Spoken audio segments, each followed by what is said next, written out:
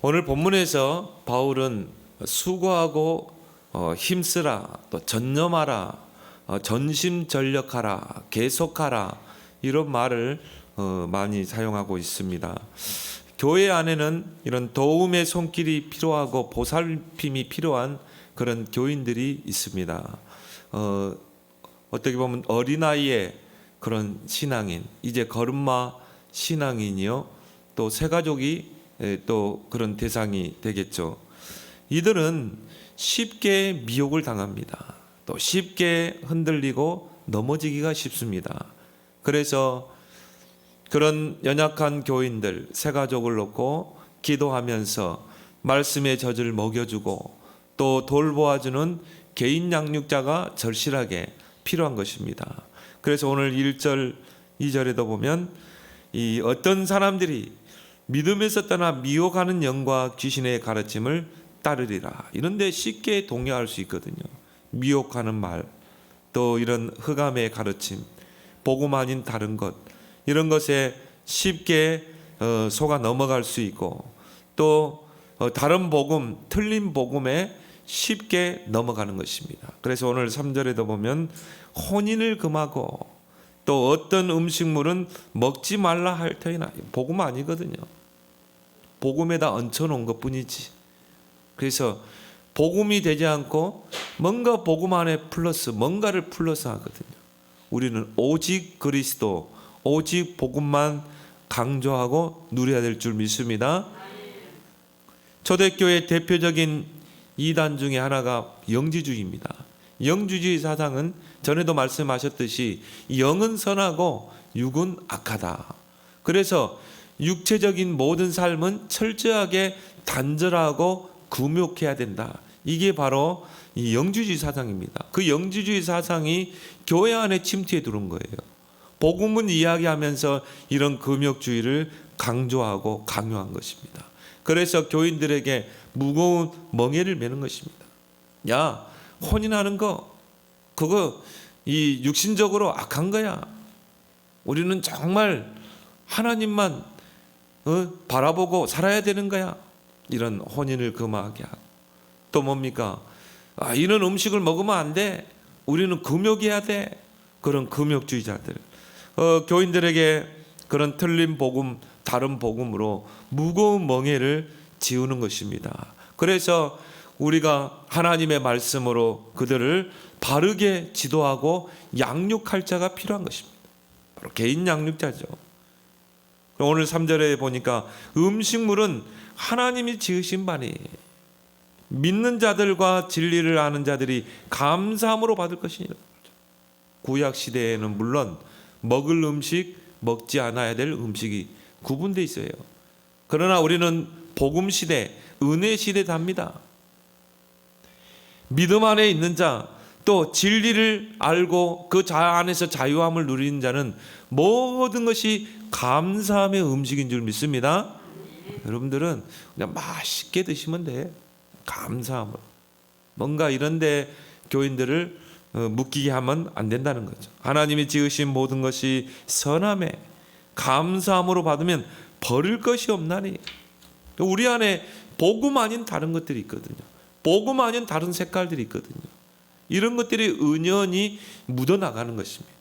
이런 연약한 교인들에게, 새가족들에게, 특히 나에게 있는 상처들, 이런 것들이 새가족들에게 묻어나가는 것입니다.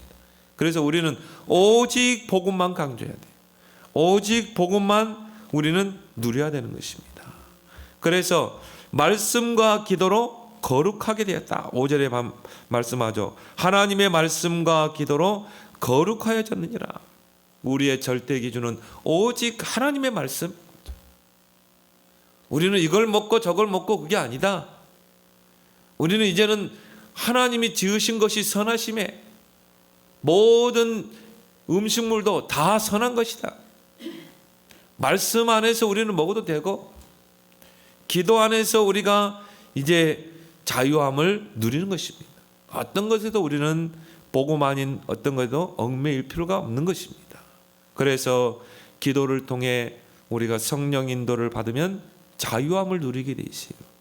갈라디아 5장 1절에 진리를 알지니 진리가 너희를 자유케 하리라. 제발 자유를 누리기 바랍니다. 뭔가에 묶이지 마시고 진리의 복음 안에서 자유함을 누리시라 이 말이에요. 그렇다고 내 마음대로 방종의 삶을 사는 자유가 아닙니다. 자유를 이야기하니까요, 막 그냥 내 멋대로 그냥 사는 것, 그걸로 알고 있는데 성령의 인도 안에서 자유합니다. 성령의 컨트롤 안에서의 자유함이에요. 갈라디아 5장 18절에 너희가 성령의 인도하시는 바가 되면 율법 아래 있지 않다고 그랬어요. 그 성령 인도 안에서 자유함. 우리는 늘 성령의 인도 받기 위해서 몸부림쳐야 돼요. 하나님 이거는 해야 됩니까? 안 해야 됩니까? 늘 성령의 강구를 통해서 성령의 인도함을 받고 그 속에서 자유함을 누려야 되는 것입니다. 여러분이 기도하면 마음에 평안을 주면 이거는 성령의 인도예요. 기도하는데 자꾸 부담이 된다. 성령 인도 아닙니다. 왜요? 성령께서 우리 마음에 부어주시는 그 기쁨, 성령은 우리 마음에 평안을 주는 거지 부담을 주고 자꾸 갈등의 마음을 주고 이거는 성령의 마음이 아니에요. 성령 인도 안에서 자유함을 누리길 바랍니다. 그래서 우리가 지나치게 금식을 강조하는 거 그 복음 아닙니다. 금식도 꼭 필요할 때 금식하는 거지. 성경에 보니까 하나님이 원하시는 금식이 따로 있어요. 흉악의 결박을 풀어주고 멍에의 줄을 끌어주고 포로된 자를 자유케 하기 위해서 우리가 그걸 위해서 기도하는 거죠. 불신자들은 어떻게 삽니까? 뭔가 모르는 이 포로에 갇혀 있습니다. 흉악의 그 악한 영에 잡혀 있습니다. 그 흉악의 결박을 풀어주고 뭔가 모르는 세상 멍에를 메고 있습니다. 그 멍에의 줄을 풀어주고 뭔가 자유함이 없어요. 자유함을 누리도록 우리가 기도하는 것, 그게 우리의 금식이에요. 정말 여러분이 금식하려면 불신자를 놓고 금식하세요. 그게 하나님이 기뻐하는 금식이에요. 불신 가족이 있습니까? 불신 가족 놓고 금식하라니까요. 하나님이 기뻐하는 금식을 하기 바랍니다. 우리는 하나님 말씀이 기준이 돼야 돼요. 내 기준이 되면 안 돼요. 캐톨릭 신부들의 독신주의, 그거 복음 아닙니다. 비성경주의입니다. 캐톨릭 신부들은 독신으로 살잖아요. 오늘 이 영지주의자들 말처럼 혼인을 금하고 또 음식을 가려 먹게 하고, 이거 복음 아니거든요. 그래서 루터도 종교 개혁을 일으키기 전에 신부였어요. 신부의 그 신분으로 종교 개혁을 했거든요. 수녀와 함께 결혼했습니다. 가정을 이뤘습니다. 베드로도 가정이 있었어요. 자녀가 있었습니다. 캐톨릭에서는 오해하고 있는데 그러지 않습니다. 우리는 진리 안에서 정말 자유함을 누려야 될 줄 믿습니다. 근데 새신자들은 이런 걸 모른다 이 말이에요. 다른 복음, 틀린 복음에 미혹당할 수 있습니다. 그래서 우리는 하나님의 말씀의 기준을 가지고 잘 가르치고 지도하고 양육해 줘야 돼요. 그걸 목사 혼자 다 못하기 때문에 교회 안에 이런 양육자, 이런 새가족 양육자들을 두어서 하나님의 말씀을 가지고 바르게 지도하고 바르게 양육해서 참된 진리의 말씀 안에서 자유함을 누리고 양육하고 성장하도록 해줘야 될 줄 믿습니다. 그래서 첫 번째로 진리의 말씀으로 깨우치는 양육자로 서는 여러분 되길 바랍니다. 오늘 6절에 말씀하고 있습니다. 내가 이것으로 뭡니까? 하나님의 바른 말씀으로, 진리의 말씀으로 형제를 깨우치면 그리스도 예수의 좋은 일꾼이 되어 믿음의 말씀과 내가 따르는 좋은 교훈으로 양육을 받으리라. 그 연약한 교인들, 그 어린아이의 신앙, 새가족들이 하나님의 말씀으로 바르게 양육받고 바르게 세워져야 된다 이 말이에요. 이런 개인 양육자들이 교회 안에서 해야 되는 것입니다. 저와 여러분들이 그 개인 양육자가 돼야 돼요. 오늘 여기 보니까 그리스도 예수의 좋은 일꾼이 돼요. 그리스도 예수의 좋은 일꾼은 어떤 일꾼입니까? 오늘 6절에 믿음의 말씀으로 양육하는 자. 믿음의 말씀과 하나님의 말씀으로 양육하고 깨우치고 믿음 안에 굳게 세우는 일꾼. 이것이 진정한 그리스도 예수의 좋은 일꾼인 줄 믿습니다. 또 내가 따르는 좋은 교훈으로 양육해서 세우는 자. 말씀 속에서 좋은 교훈들이 있죠. 그래서 여러분이 송구도 암송하는 것이죠. 그래서 성경을 읽는 것입니다. 왜? 연약한 교인들은 말씀이 아직 약하잖아요. 그러니까 뭡니까? 자칫 다르게 판단할 수 있거든요. 다르게 선택할 수 있거든요. 그러면 이런 개인 양육자들이 하나님의 말씀의 기준을 가지고 바른 선택과 양육을 할 수 있도록 해줘야 된다. 하나님의 말씀에 바른 교훈을 가지고 신앙생활하도록 도와야 되는 것입니다. 이런 좋은 교훈으로 양육하여 세우는 일꾼. 그 일꾼이 주님이 보실 때 좋은 일꾼인 줄 믿습니다. 이런 좋은 교훈들이 물론 서점에 가면 책에 있겠죠. 또 훌륭한 사람들의 말을 있겠죠. 그거는 사람을 변화시킬 수는 없어요. 물론 귀는 즐겁게 할 수 있습니다. 절대 사람은 변화시킬 수 없습니다. 사람을 변화시키는 것은 오직 하나님의 말씀인 줄 믿습니다. 그래서 하나님 말씀은 살았고 운동력 있는 말씀입니다. 왜요? 하나님의 입에서 나온 말씀이기 때문에, 하나님의 호흡이 들어간 말씀이기 때문에, 하나님의 영감이 불어넣어진 말씀이기 때문에 그 말씀은 우리를 교훈합니다. 우리를 바르게 세웁니다. 또 우리를 선한 일을 하도록 돕습니다. 그게 하나님 말씀을 주신 목적 아닙니까? 그래서 좋은 교훈은 다른 데 있는 게 아니라 하나님의 말씀 안에 있는 거예요. 디모데후서 3장 15절에 보니까 이 성경은 구원에 이르는 지혜가 있게 하느니라. 하나님 말씀 속에요, 구원에 이르는 지혜가 있어요. 그 말씀은 우리를 때로 책망하기도 합니다. 교훈하게 합니다. 바르게 하고 의로 교육하고 하나님의 백성으로 온전하게 바른 생활하도록, 바른 삶을 살도록 하고 모든 선한 일을 행하는데 능력의 삶을 살도록 지침하는 게 바로 하나님의 말씀이라 이 말이에요. 그 말씀으로 양육하고 그 말씀의 교훈으로 양육해서 세우는 일꾼, 하나님이 그리스도께서 보실 때 가장 좋은 일꾼인 줄 믿습니다. 얼마나 하나님 기뻐하겠어요. 그래서 개인을 말씀으로 깨우치는 양육자의 조건은 뭡니까? 하나님의 말씀으로 풍성해야 돼요. 그 하나님의 말씀으로 풍성하고 그 말씀의 꼴로 먹여야 돼요. 제 설교의 특징이 말씀이 많이 들어갑니다. 왜요? 되도록이면 제 말을 안 하려고 하거든요. 하나님의 말씀을 대언하려고 하거든요. 말씀의 꼴로 양들을 먹여야 돼요. 풍성하게 먹어서 살찌워야 돼. 키워야 되는 것입니다. 그래야 그 양이 또 젖을 또 짜낼 거 아닙니까? 베드로전서 3장 15절에 너희 속에 있는 소망에 관하여 질문하는 자들에게 대답할 것을 항상 준비하라고 그랬어요. 항상 준비하는 사역자. 새가족들은 여러 가지 질문을 해올 수 있습니다. 왜요? 새가족들은 여러 가지 갈등이 있거든. 신앙의 갈등, 또 가족들 간의 갈등.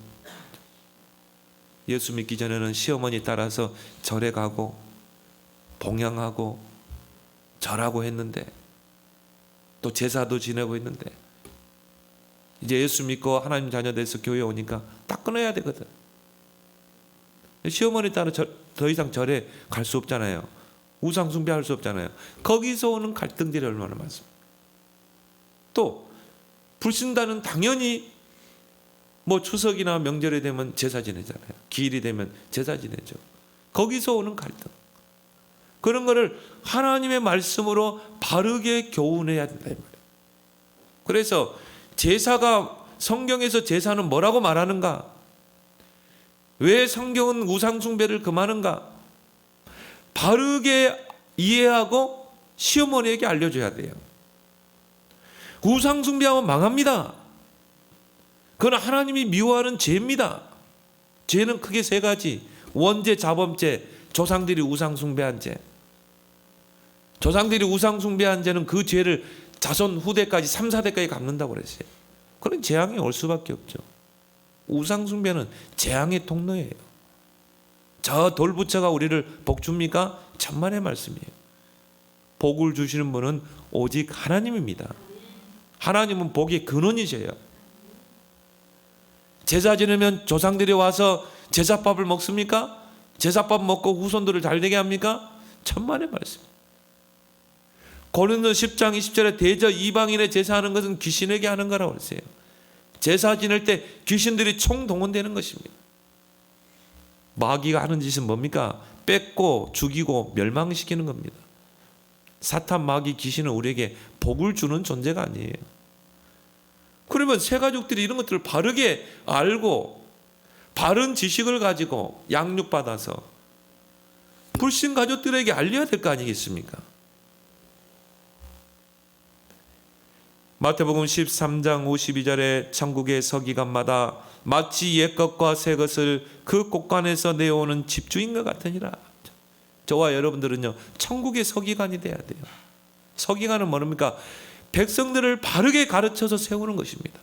옛것과 새것을 곳간에서 내와서 뭡니까? 줘야 돼요. 양들에게 먹여야 돼요. 옛것은 뭡니까? 구약. 새것은 뭡니까? 신약. 그 말씀의 꼴을 가지고 곳간에서 꺼내와서 백성들을 가르치고 먹이고 세워야 되는 것입니다. 이것이 하나님 보실 때 가장 좋은 일꾼이라. 그 양육자는요, 기도의 비밀이 있어야 돼요. 기도의 비밀이 없으면요, 한계가 옵니다. 그래서 이사야 선지자는 이사야 50장 4절에 주 여호와께서 학자의 혀를 내게 주사 나로 공고한 자를 말로 어떻게 도와줄 줄을 알게 하옵소서. 이사야 선지자의 그 기도입니다. 하나님, 나에게 학자의 혀를 주십시오.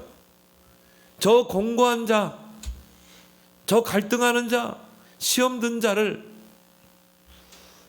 하나님의 말씀을 받아서 정말 어떻게 도와줄 줄을 나에게 알게 해 주옵소서. 이것이 여러분의 기도가 되어야 될 줄 믿습니다. 여러분이 한 새신자를 양육하고 있다. 기도 없이는 양육할 수 없습니다. 저 새신자에게 필요한 게 뭘까? 내가 저 새신자에게 뭘 도와줘야 될까? 물론 말씀으로 양육해야 되지만 새가족 양육은 그걸로는 불충분해요. 그 사람을 놓고 기도해야 돼요. 그 사람이 진짜 도와줘야 될 부분이 뭔가를 놓고 기도해야 돼요. 정말 이 새가족이 필요한 게 뭔가를 놓고 기도해야 돼요. 이게 진정한 개인 양육자인 줄 믿습니다.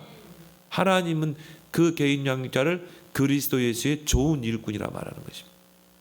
그래서 형제를 깨우치면 그리스도 예수의 좋은 일꾼이 되어 믿음의 말씀과 내가 따르는 좋은 교훈으로 새 신자가 양육을 받으리라. 양육돼서 세워집니다. 제자로 세워집니다. 그리고 재생산하게 되는 것입니다. 갓난아기는요, 젖을 먹여줘야 돼요. 좀 크면 이유식도 해줘야 돼요. 좀 크면 밥도 먹여줘야 돼요. 나중에 아이가 크면 어떻게 됩니까? 스스로 밥 먹는 거야. 스스로 냉장고 문 열고 먹어요. 그때까지는 양육해줘. 그럼 스스로 밥을 먹은다고 또 우리가 거기서 끝납니까? 아니죠. 부모의 심정으로. 학교 보내야 돼요. 모든 걸 챙겨줘야 돼요. 그게 부모라. 그게 개인 양육자인 것입니다. 그래서 오늘 본문에서 바울은 개인 양육자가 갖춰야 될 7가지 자세를 말하고 있습니다. 꼭 여러분의 이제 지침으로 삼길 바랍니다. 그 개인 양육자의 첫 번째 자세는 뭡니까? 수고하고 힘을 써야 돼요. 오늘 10절에 말씀하고 있습니다. 이를 위하여 우리가 수고하고 힘쓰는 것은, 여러분이 한 영혼을 맡아서 개인을 양육한다. 힘쓰고 애써야 됩니다. 한 영혼을 양육해서 제자로 세운다는 것은 쉬운 일이 아닙니다. 여러분 쉽던가요? 저는 쉽지 않더라고요. 한 영혼이 복음받고 생명을 얻고 하나님 자녀 돼서 또 그 영혼을 양육해서 어린아이의 신앙이 장성한 신앙이 되고, 그리고 전도자가 돼가지고 그리스도의 제자가 돼서 내 현장에서 생명운동 일으키는 재생산을 이룬다. 결코 쉬운 게 아닙니다. 그래서 우리는 어떻게 해야 돼요? 기도하면서 힘쓰고 애써야 되는 것입니다. 여러분이 아이를 뱃속에 10달 품고 태어나면 얼마나 수고하고 애써야 됩니까?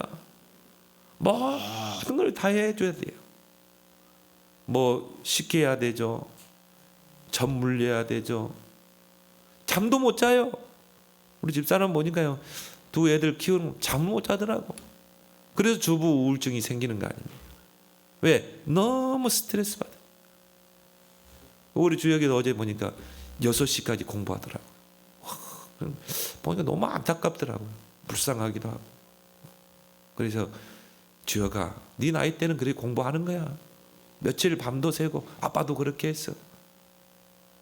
그러면서 네가 정말 서밋으로 세워져 가는 거야.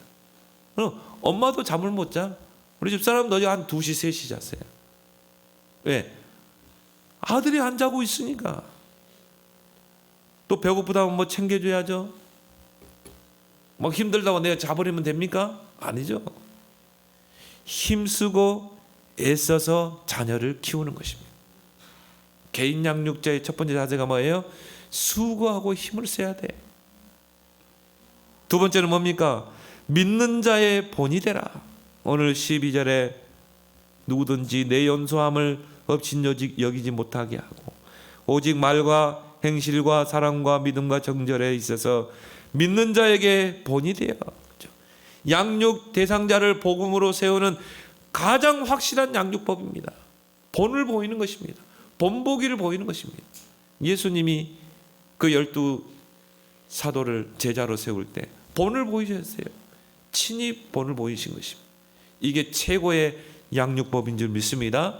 여러분이 아무리 좋은 메시지를 가지고 있다 할지라도 본을 보이지 않으면요 절대 세워지지 않습니다. 그래서 오늘 말과 행실의 본을 보이라. 뭘 말합니까? 언행일치입니다. 우리가 가르치는 말과 우리 행실이 일치돼야 돼요. 왜 양육받다 끊어집니까? 일치되지 않기 때문에. 여러분 새 가족들이 양육받는 양육 대상자가 여러분 저 사람 말은 저런데 행실은 달라. 믿음의 말을 하는데 보니까 말하는 거 보면은 불신앙의 이야기래. 절대 세워지지 않습니다. 중간에 끊어지게 돼 있어요. 그래서 믿는 자의 본이 되라. 최고의 양육법입니다. 그리고 세 번째 뭡니까? 전념하라. 오늘 13절에 내가 이를 때까지 읽는 것과 권하는 것과 가르치는 것에 전념하라. 그렇죠? 읽는 것에 전념하라. 왜요? 자기 개발이죠. 여러분들이 하나님 말씀을 묵상하고 또 여러분이 복음 편지 새가족 이런 것들을 매일 쓰고 하는 게 뭡니까? 여러분이 세워져야 돼요. 여러분이 자기 발전이 이루어져야 이 새가족들을 양육해 세우는 것입니다. 권하는 것에 전념하라. 우리는 서로 권면하고 또 새가족을 정말 예배 우선순위를 두고 정말 하나님께 기도할 수 있도록 권면하는 일에 전념하고 가르치는 일에 우리는 전념해야 될 줄 믿습니다. 그래서 교회 안에 전도인을 세우는 것입니다. 제가 전도사 때 보니까 사역자를 세우니까요. 새가족을 양육하라고 새가족을 세우니까 양육자를 세우니까 나중에 보니까 새가족이 양육 못 받고 있어요. 왜 그런가 했더니 이 사역자가 경제가 어려우니까 직장을 들어가 버렸네. 새가족을 그러면 다른 사람에게 붙여줘야 되는데 전혀 방치되어 있는 거예요. 그래서 새가족 양육자는 오직 주의 일에 전념할 수 있어야 한다. 그걸 놓고 여러분 기도해야 돼요. 하나님, 내가 하나님의 나라와 하나님을 의를 위해서 올인할 수 있도록 모든 것을 더하여 주옵소서. 그래서 우리 교회도 가능하면요 이런 전도인을 세워서 이런 새가족들을 돌보고 양육하고 지도하는 일에 전념하도록 이런 사람들을 세워야 돼요. 여러분이 그런 사람 되길 바랍니다. 그리고 오늘 네 번째 자세는 뭡니까? 전심전력하라. 오늘 15절에 이 모든 일에 전심전력하여. 전심전력이란 말은 뭡니까? 온 마음과 온 힘을 다하는 것입니다. 온 정성을 다 쏟는 것입니다. 양육 대상자는요, 진정성이 보일 때 반응을 보입니다. 아, 저 사람이 진짜 동기 없이 나를 도와주는구나. 야, 저 사람은 진짜 나에게 필요한 사람이구나. 이게 보일 때 반응이에요. 이때부터 믿음이 들어갑니다. 이때부터 내 말을 신뢰하게 돼 있어요. 그래서 우리는 뭡니까? 전심전력해야 됩니다. 거기에 모든 것을 쏟아 넣어야 되는 것입니다. 기도 없이는 양육 대상자를 세워나갈 수가 없는 것입니다. 힘으로 능으로 안 되지만 뭐예요? 주의 영으로는 되느니라.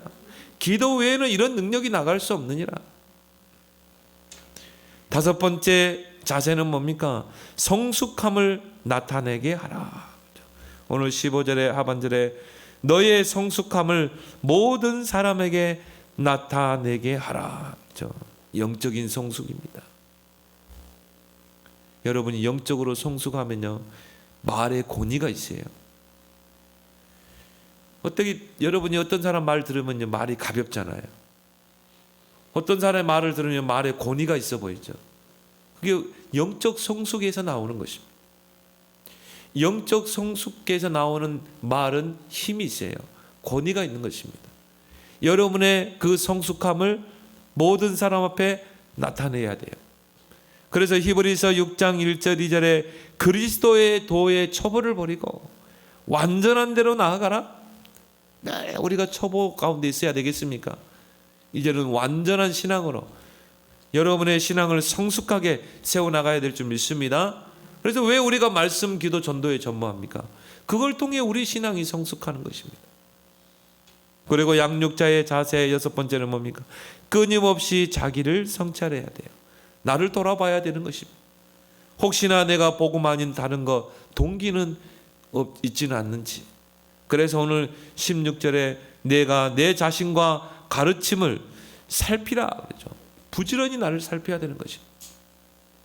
혹시 복음 아닌 다른 것이 묻어나가지는 않는지, 복음 아닌 다른 동기가 있지 않는지 나를 성찰해야 돼요. 나를 돌이켜봐야 되는 것입니다. 왜 양육하다 끊어집니까? 복음 아닌 뭔가 다른 동기가 있기 때문에 끊어지는 것입니다. 성령은 동기에 속지 않습니다. 우리는 오직 복음의 동기를 가지고 양육할 때 거기에 성령이 역사해요. 거기에 새 가족은 반응하게 돼 있는 것입니다. 마지막 양육자의 자세는 뭡니까? 일심 전심 지속하라. 오늘 16절 하반절에 너는 이것을 계속하라 그러죠. 내가 내 자신과 가르침을 살펴 이 일을 계속하라. 일심 전심 지속하라는 것입니다. 여러분이 한 영혼을 맡았다면 끝까지 포기하지 말고 지속하는 여러분 되길 바랍니다. 그래서 데살로니가전서 1장 3절에요. 세 가지 색깔을 가지고 지속해야 돼요. 믿음, 소망, 사랑. 여러분이 믿음에는 반드시 역사가 일어납니다. 소망이 있는 자는 인내하고 지속할 수 있어요. 사랑의 수고, 헌신도 할 수 있는 것입니다. 믿음, 소망, 사랑. 이 세 가지 색깔을 가지고 일심, 전심 지속할 때 반드시 열매는 나타나게 될 줄 믿습니다. 그래서 16절 하반절에 이것을 행함으로, 이것을 일심, 전심 지속함으로 내 자신과 내가 내게 듣는 자를 구원하리라. 여러분이 일심, 전심 지속할 때 나오는 열매입니다. 개인 양육자가 복음 안에 세워집니다. 각인뿌리 체질이 바뀝니다. 그리스도의 제자로 세워집니다. 재생산의 역사가 일어나요. 그 한 사람이 많은 사람들을 건져 올릴 수 있는 것입니다. 그래서 예수님께서 부활하신 후에 너희는 가서 모든 민족으로 제자 삼아라. 그러면 어떻게 돼요? 또 그 사람이 다른 사람을 가르쳐 지키게 할 것이다. 재생산의 역사죠. 그런데 더 중요한 것은 그 양육 대상자가 세워지는, 제자로 세워지는 열매보다 더 중요하고 가치 있는 열매는 뭡니까? 내가 세워지는 거예요. 오늘 뭐라고 그랬어요? 너 자신과 그랬죠. 내게 듣는 자를 권하라. 여러분 자신이 세워집니다. 여러분 자신이 성숙하게 세워져요. 여러분 자신이 치유됩니다. 여러분 안에 먼저 열매가 맺히는 줄 믿습니다. 저는 이 개인 양육을 많이 해봤거든요.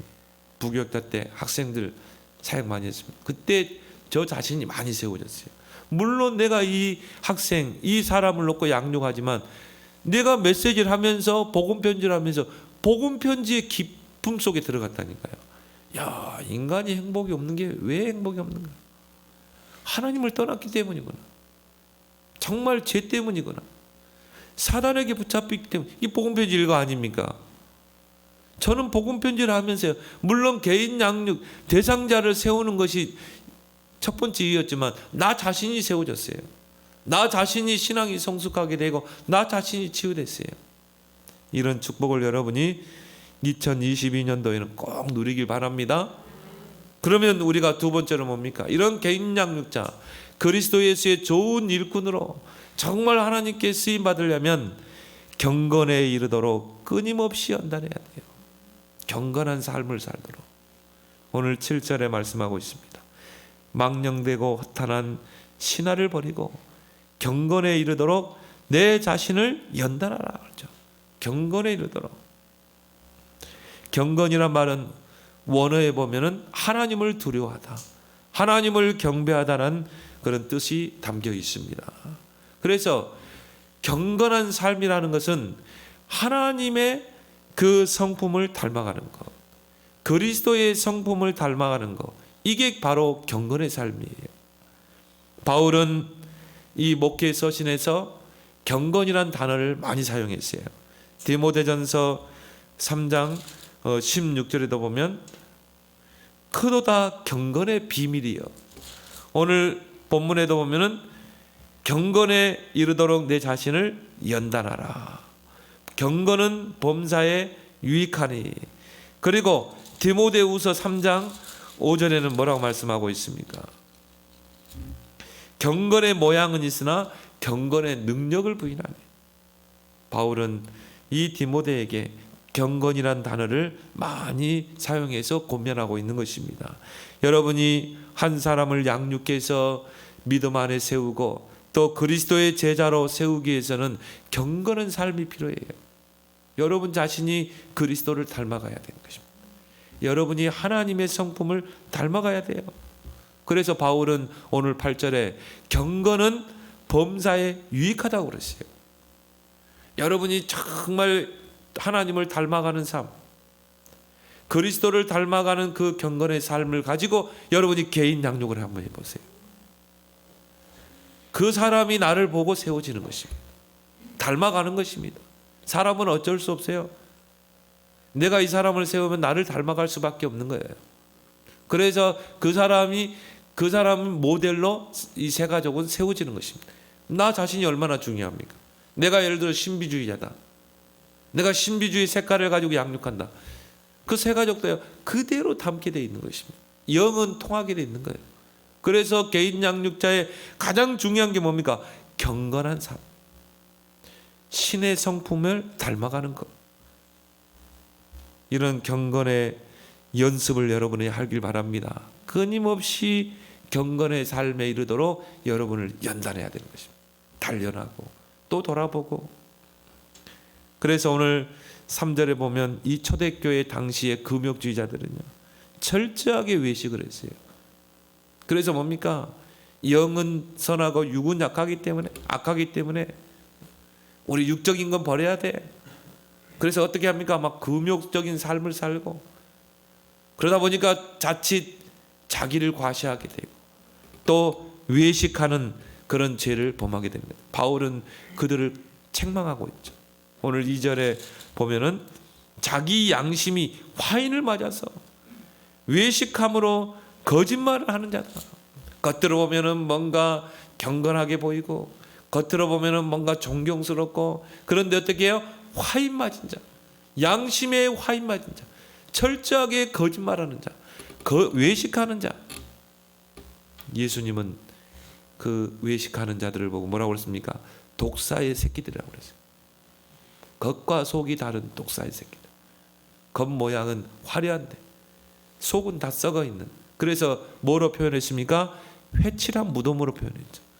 겉은 회를 칠해놔서 하얗게 화려한데 뚜껑을 열어보면 어떻게 모양입니까? 다 썩어서 뼈다귀밖에 없는 거예요. 회칠한 무덤이요. 예수님도요, 굉장한 심한 욕을 했어요. 나는요, 회칠한 무덤이요. 가만히 생각해 보니까요, 야, 욕 중에서도 진짜 심한 욕이더라고요. 이 회칠한 무덤이요. 이 독사의 새끼들아. 예수님이 얼마나 그들이 바리새인들이 외식했으면 그렇게 표현을 했겠습니까? 바울도 오늘 그 영지주의자들, 겉모습만 경건하게 보이는 그들을 보고 바울은 책망하고 있는 것입니다. 그래서 오늘 바울은 8절에 말하고 있습니다.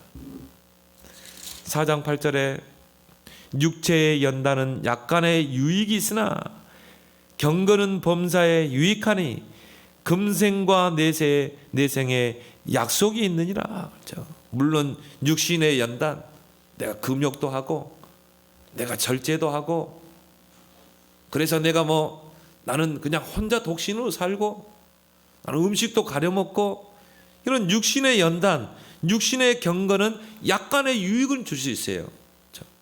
뭔가 다른 사람이 볼 때 존경의 대상이 될 수도 있고 잠깐만 내 자신의 인격을 수양할 수도 있고 그럴 수 있습니다. 석가 공자 얼마나 훌륭합니까? 석가 보세요. 마음을 비우라. 욕심을 버리라.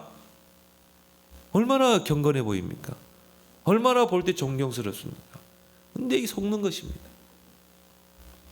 약간의 유익은 줄 수 있으나 영적인 경건은 범사에 유익하니라. 그래서 오늘 경건은 범사에 유익하니라. 여러분이 정말 하나님을 두려워하고 하나님을 경배하고 하나님의 성품을 닮아가는 그 경건의 삶은 범사에 유익해요. 여러분이 한 영혼을 개인을 양육할 때 범사에 유익하다 이 말이에요. 금욕적인 삶, 육신의 연단은 겉으로 보기에는 모양을 낼 수 있습니다. 그래서 인격적으로 수양할 수 있습니다. 존경은 받을 수 있습니다. 근데 한계가 오게 되어 있어요. 끊임없는 범내와 갈등할 수밖에 없는 것입니다. 그리고 외식할 수밖에 없죠. 겉모습만 그냥 경건하게 보이고 속은 완전히 썩어 있고 예수님이 책망했던 내용이죠. 사탄의 통로가 될 수 있습니다. 그래서 바리새인들은 철저하게 사탄에게 이용당했잖아요. 영적 문제에 사로잡히게 되어 있습니다. 그래서 여러분 이 중들이 정말 보면은 다 비우고 산으로 가잖아요. 굉장한 영적 문제입니다. 하나님께서는 이 세상 가운데서 빛이요 소금이라고 그랬어요. 이 세상에서 가정도 이루고 자식도 낳고 그리고 사회생활도 하고 직장생활도 하고 그게 성도의 정체성 아닙니까? 세상에서 빛이 되라고 그랬지 세상과 떨어져서 빛이 되라고 안 했거든요. 중들은 엄청 영적 문제입니다. 왜요? 사람의 기본적인 것을 절제하고 끊고 산다는 것은요, 그게 쉽지 않습니다. 반드시 영적 문제입니다. 신부들, 독신, 영적 문제입니다. 그래서 중세시대에 사생자들이 많이 일어났어요. 중세 성당 밑에요. 그 뼈들이 엄청 많이 발견됐어요. 사생자를 낳아가지고. 그런 일들이 많이 자행되고 그러니까 육신적인 그런 것들을 금욕하려고 하는데 그게 안 되니까 술을 많이 마시는 것입니다. 신부들이 왜 술을 많이 마십니까? 왜 신부들 술 마시는 거 허용합니까?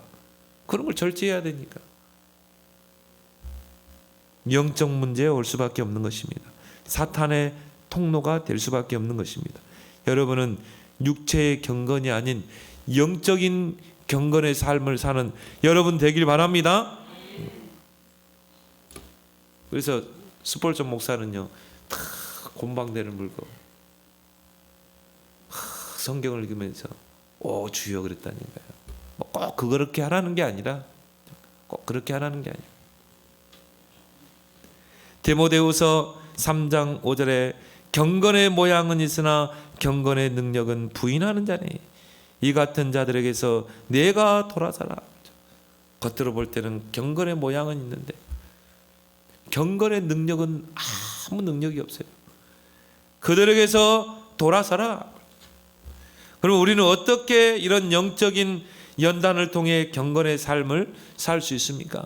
우리 전도자를 통해 말씀을 줬습니다. 깊은 말씀 속으로, 깊은 묵상 속으로 들어가라. 깊은 기도 속으로 들어가라. 저는 그 깊은 기도 찬양이 너무 좋더라고요. 깊은 은혜 속에 들어가라. 그 속에서 여러분이 경건의 삶을 살게 되고 그 속에서 여러분이 영적으로 성장하게 되는 줄 믿습니다. 그래서 금생과 내세의 약속입니다. 금생에서요 여러분이 정말 하나님을 닮아가 그리고 또 많은 영혼들을 양육해 세울 수 있고 그걸 통해 하나님께 우리는 집중할 수 있고요. 또 나의 각인 뿌리 체질이 바뀌고 또 영적 성장이 이루어지고 그래서 경건의 삶은 우리 신앙에 굉장한 유익을 가져다 줍니다. 여러분이 하루를 말씀과 기도 속에서 살아보세요. 깊은 말씀, 깊은 묵상, 깊은 그 기도 속에 깊은 은혜 속에 들어가 보세요. 이런 영적인 시간을 꼭 갖길 바랍니다. 하루에 한 번은 꼭 가져야 돼요. 여러분이 새벽에 갔든지 밤에 갔든지. 그래서 예수님이 뭐라고 그러세요? 골방에 들어가라. 골방에. 골방은 뭡니까? 아무도 방해받지 않아요. 주님과 나와만 은밀하게 교제할 수 있는, 주님과 내가 깊은 교제를 할 수 있는 그 시간을 여러분이 하루에 한 번은 가져야 돼요. 아침 새벽에 하든지 아니면 낮에도 할 수 있어요. 여러분이 골방에 가서 그 시간을 꼭 갖길 바랍니다. 구원받은 성도가 하나님께 집중하지 않는다. 반드시 세상을 사랑하게 돼 있어요. 육신의 정욕, 안목의 정욕, 이생의 자랑을 사랑하게 돼 있는 것입니다. 쫓아 살게 돼 있어요. 내가 하나님께 집중한다. 오직 하루 종일 하나님만 생각하게 돼 있어요. 그 속에서 자기 성찰도 할 수 있고 베드로후서 1장 4절에 신성한 성품에 참여하게 하려 합니다. 개역성경에는요 신의 성품에 참여하게, 나는 개역성경이 번역이 잘 됐다고 봅니다. 신의 성품에 참여하게 된다니까. 하나님의 그 속성 속에 내가 들어가게 되는 것입니다. 그리스도를 닮아가게 되는 것입니다. 오늘 16절에 이 일을 계속하라. 나를 날마다 연단하고 경건의 삶을 살도록 하는 이 일을 여러분이 계속하길 바랍니다. 마지막 세 번째 뭡니까? 모든 소망을 하나님께 두는 자가 되라. 이를 위하여 우리가 수고하고 힘쓰는 것은 우리 소망을 살아계신 하나님께 둠이니. 우리의 모든 소망은 누구에게? 하나님께 두라. 특히 개인 양육자는 한 영혼이 복음을 받고 양육되어 제자로 세워지고 재생산되는 것, 여기에 우리의 모든 소망을 두는 여러분 되길 바랍니다. 여러분 2022년도에는 진짜 개인 양육장 한번 돼보세요. 그리고 여러분의 소망이 한 영혼을 개인을 양육해서 제자로 세워 재생산시켜, 여기에 여러분의 소망을 한번 더 보세요.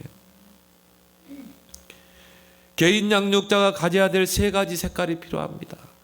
그게 바로 데살로니가전서 1장 3절 믿음, 소망, 사랑. 정말 믿음을 가진 자는 소망 중에 인내할 수 있는 것입니다. 엄마가 자식을 키울 때 젖먹이 때부터 키우잖아요. 그러면은 갖은 수고를 다 하잖아요. 근데 엄마는 그 수고가 아니라, 왜요? 이 아이가 나중에 커서 훌륭한 일꾼이 된다는 걸 생각하면 그 수고도 한숨에 사라지게 되죠. 그리고 기쁨으로 이 내가 헌신하고 수고할 수 있는 것이죠. 소망이 있는 사람은 수고할 수 있는 것입니다. 희생할 수 있는 것입니다. 소망이 있는 자는 일심 전심 지속할 수 있는 것입니다. 마치 갓난아기를 키우는 부모의 심정으로, 저도 자녀를 키워보니까요, 그런 심정이에요. 그래서 대가를 바라지 않고 부모는 자녀를 위해서 기꺼이 헌신하고 양육하고 세워나가는 것입니다. 오늘 예배는 2021년도 마지막 주일 예배입니다. 오늘 주일 메시지를 가지고 여러분이 이제 남은 한 해를 잘 정리하길 바랍니다. 그리고 여러분이 새해를 결단해야 돼요. 다니엘서 12장 3절에 많은 사람을 옳은 대로 돌아오게 한 자는 별과 같이 영원토록 빛나리라. 나는 2022년도 정말 개인 양육자로 설 것이다. 개인 양육자가 갖춰야 될 7가지 자세를 가지고, 오늘 본문의 그 자세를 가지고 나는 정말 많은 사람들, 새가족들, 연약한 어린아이의 신앙 양육해서 제자로 세우는, 재생산시키는 다니엘서 12장 3절에 그런 스타와 같은 축복을 누릴 것이다. 오늘 뭐라고 했습니까? 다니엘서 12장 3절에 별과 같이 영원토록 빛나리라. 하나님을 여러분을 스타로 세워줄 것입니다. 그래서 개인 양육의 달인이 되길 바랍니다. 여러분 한 사람이요 100명도 건져내 주세요. 그렇죠? 옥토에 떨어진 씨는 100배라고 그랬어요. 여러분이 진짜 100명 딱 전도해봐야. 중직자는 70군데 제자 세우라고 그랬죠. 그런 축복의 한 해가 되기를 예수 그리스도로 축원합니다. 기도하겠습니다. 하나님 아버지, 은혜를 감사합니다. 2021년도 한 해를 마무리하고 새로운 한 해를 준비하는 오늘 2021년 마지막 주일 예배로 하나님께 드리게 하심을 감사합니다. 오늘 마지막 예배 또 하나님 디모데전서 4장 1절 16절의 말씀을 주셨습니다. 우리 교인들이 이제는 한 해를 잘 마무리하고 2022년도에는 개인 양육자로 서는, 그래서 하늘의 별과 같이 영원토록 빛나는 그 축복의 주역들이 다 되게 하여 주옵소서. 예수 그리스도의 이름으로 기도드리옵나이다. 아멘.